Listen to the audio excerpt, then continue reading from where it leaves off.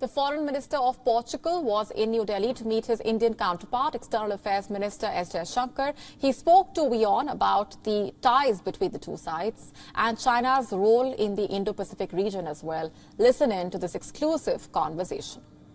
India and Portugal have close relationship. There have been high-level engagement. In fact, the prime ministers of both the country had visited each other's country in the year 2017. And now with us is the Foreign Minister of Portugal to talk about this relationship. So welcome to WION. And my first and obvious question to you is, how do you see this relationship going forward between India and Portugal?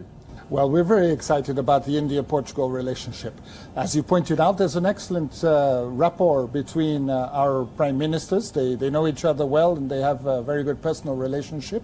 But the personal relationship between leaders, important as it is, has to be built upon a closer relationship between peoples, between our foreign ministries, different structures. And in that respect, what we're seeing in the past few years is an intensification of interactions at all levels. And Portugal has always been a keen promoter of the EU-India relationship. So we've been also using our position inside the European Union, including our occasional presidency of the rotating presidency of the European Union, to push for this.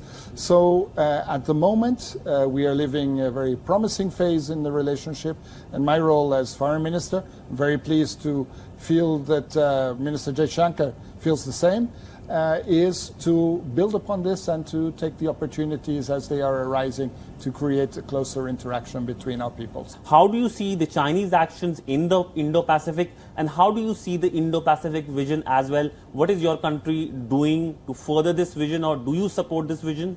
We have been disappointed to hear China repeats a false narrative produced by Russia about somehow Russia's invasion of Ukraine being the fault of NATO. This has been frankly very disappointing, and we think that it may well be related to the fact that Russia has been increasingly, as a result of this, in need of having a lifeline thrown to it by China. Russia's clearly weakened itself politically, economically, and it needs Chinese support.